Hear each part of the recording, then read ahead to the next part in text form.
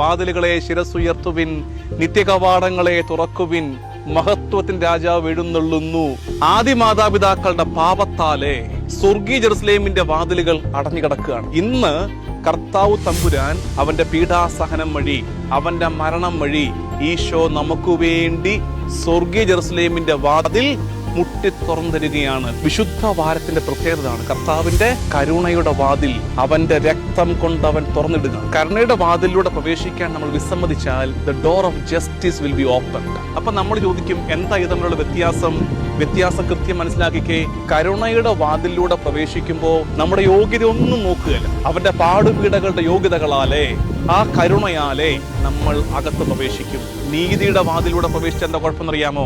നമ്മുടെ യോഗ്യത നോക്കിയിട്ടായിരിക്കും തരുന്നത്. ഗീവിംഗ് വൺസ് ഡ്യൂ, അർഹതപ്പെട്ടത് തരും. കർത്താവ് അർഹതപ്പെട്ട് തരാൻ തീരുമാനിച്ച നമുക്കൊക്കെ കൊട്ടപ്പടി കിട്ടില്ലേ? അതുകൊണ്ട് പ്രിയമുള്ള ദൈവജനമേ, ദാ ഇന്ന് ഓശാനയ്ക്ക് നമ്മൾ കണ്ടില്ലേ, ഇന്നത്തെ തിരുക്കർമ്മങ്ങളുടെ പ്രധാന കാർമ്മികൻ ആ മരക്കുരിശ് കരങ്ങളിലേന്തി ദേവാലയത്തിന്റെ പ്രധാന വാതിൽ മുട്ടി തുറന്ന് നമ്മൾ ഒരുമിച്ച് അകത്ത് കയറിയതുപോലെ ഈ ഒരാഴ്ച സംഭവിക്കുന്നത് അവന്റെ പീഡാസഹന മരണോത്ഥാനങ്ങളിലൂടെ ഈശോ നമുക്കായി സ്വർഗീയ ജെറുസലേമിന്റെ വാതിൽ മുട്ടി തുറന്നു തരികയാണ്.